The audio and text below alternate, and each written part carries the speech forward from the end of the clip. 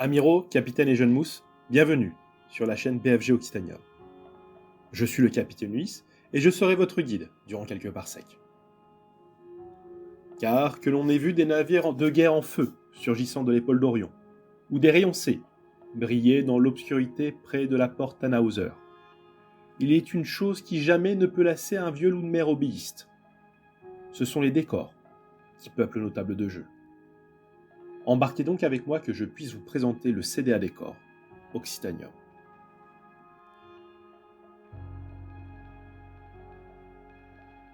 Commençons donc par visiter notre première entrée onirique de notre cher capitaine Albion. Venez avec moi découvrir quelques-uns des décors qui accompagnent ces Aeldari lors de leur raid au sein du sous-secteur Syncana, et particulièrement lorsque nous sommes proches des portes de la mort. Aussi grand que deux hommes adultes. Voilà ce que l'on dit quand on parle de la végétation de certains mondes proches du système des portes de la mort. Là où il y a les enfants des anciens, la végétation y est toujours luxuriante, disproportionnée. Et encore, avez-vous vu ces champignons couleur saphir, émeraude ou soleil couchant ? Tout cela ne fait que rajouter un peu plus d'étrangeté au sein du secteur Syncana.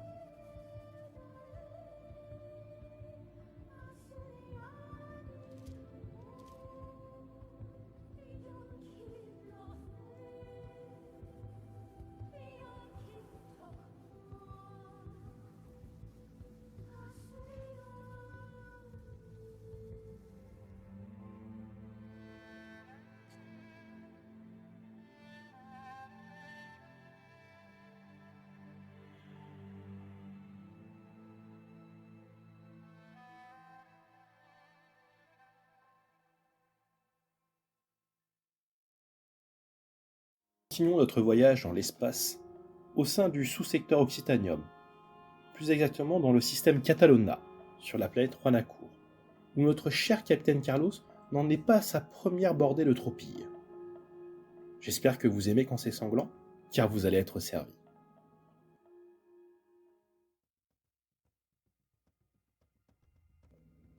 D'après les rapports de patrouille de la garde opérant dans les jungles de Rwanacour, on trouve dans les zones les plus difficiles d'accès d'étranges sanctuaires, de véritables mausolées macabres, dignes des natifs de la planète, voient s'élever en tumulus de chair des têtes et des corps consommés des soldats ogriens.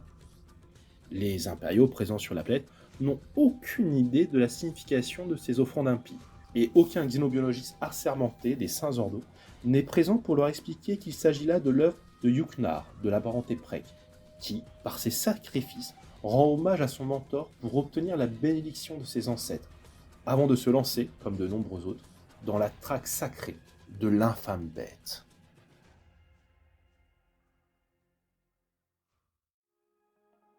Repartons dans l'infinie éternité de l'espace, cette ultime frontière, pour arpenter les créations de notre maître des forges, le révéré capitaine Yugi. Venez avec moi observer, depuis l'immensité, sa planète Cantalis Prime, aux citérruges vertigineuses. Cantalis Prime est un de ces mondes désertiques comme il en existe tant d'autres dans l'immensité galactique. Planète capitale du sous-secteur Cantalis, ce monde a la spécificité d'avoir les flèches de ces citérruges qui sont visibles depuis l'espace, déformant la face de cet astre comme les clous de service d'un dévot de l'empereur Dieu. La planète est également cintrée par un anneau gravitationnel, accueillant une multitude de spatioports, de docks orbitaux, de hangars et de cales sèches, faisant ainsi de cet endroit une pièce indispensable de tout le sous-secteur, et bien entendu, un lieu très prisé par les libres marchands qui parcourent les étoiles.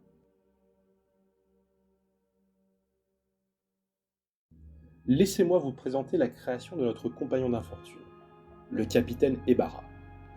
Observez discrètement son ode aux puissances de la ruine que l'on retrouve au sein du sous-secteur Occitanium, plus précisément dans le système de Carcassus. Voici le promontoire, une saillie rocheuse défigurant le désert de Carcassus.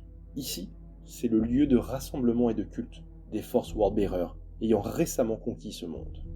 Sur cet amas rocheux, le prêcheur est le maître de l'Ost, l'un des fils de Lorgar, celui qu'on nomme le Thessalonien. Il y regroupe ici ses ouailles pour célébrer avec dévotion les puissances de la ruine, et semble particulièrement apprécier cet endroit. Est-ce car le promontoire lui rappelle les déserts de sa tendre Colchis, ou simplement y sent-il une connexion particulière avec ses dieux sombres?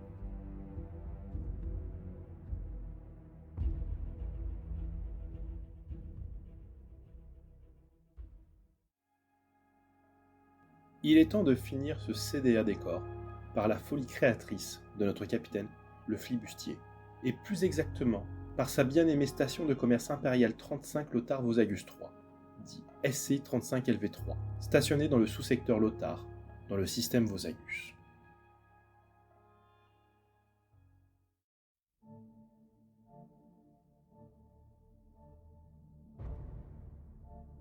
La troisième station-usine du syndicat, construite en M35, est située au plus profond du système Vosagus, au cœur même de la ceinture de Quaipar.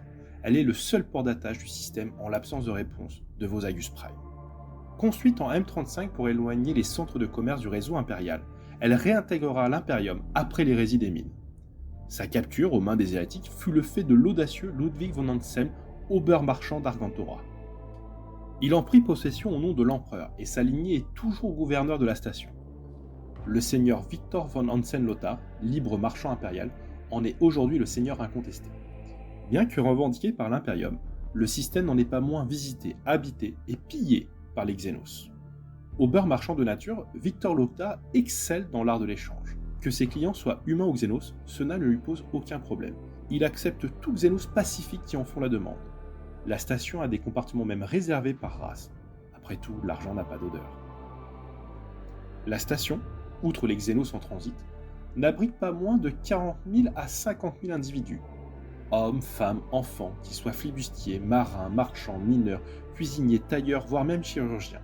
C'est un véritable microcosmos où humains et Xénos vivent en relative harmonie. Bien entendu, Imperium obis, les Xénos sont officiellement brimés, et le droit d'asile n'est accordé qu'après quelques taxes ou menus contraintes. 35 LV3 est le point de repère de centaines de vaisseaux cargo, navettes commerciales, flotte impériale en tout genre. Elle est également le port d'attache de la phalange du système. Mélange hétéroclite d'un milieu de coutume, 35 LV3 ressemble plus à l'antique Samarkand qu'à une station spatiale. Sa couleur bleue, due aux poussières des astéroïdes miniers et ses canons dorés, en font un emblème et un signe de ralliement à travers tout le sous-secteur, et ce, pour de nombreux navires, capitaines et hommes d'équipage. Elle porte également autant de noms qu'il existe de nefs ou de cargos. En fonction que le soit militaire ou civil, de passage ou en transit régulier, on l'appelle Shining Lupanar, Blue Heaven, Bergwerkhaus ou encore La Putride pour les Aeldari.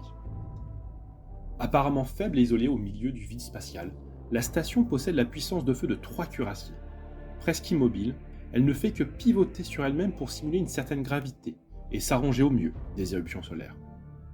La partie centrale de la station est appelée le palais. Elle est communément réservée à la vie civile. Les extrémités, en arc de cercle, elles, se font nommer les citadelles. Elles sont exclusivement réservées au personnel militaire, aux hangars et aux systèmes d'armement et de propulsion. Un pont entier est même réservé aux hommes de la Navy et au commandement militaire du système, le dénommé Julius Kremer. Ce dernier est le seul maître à bord en ce qui concerne les questions militaires. Tout le reste incombe au seigneur Ansel. 35 LV3 possède également sa propre flottille d'appareils de défense et sa propre académie de chasse. En cas d'urgence, la station peut se vanter de pouvoir envoyer des centaines de chasseurs, bombardiers et même des appareils de débarquement. À cela, on ajoute des batteries de macrocanons, de l'artillerie navale et autres tourelles défensives. Et bien entendu, les immenses batteries des docks, batteries servant à annihiler tout vaisseau qui ferait escale à la station et qui s'en prendrait à l'intégrité de cette dernière.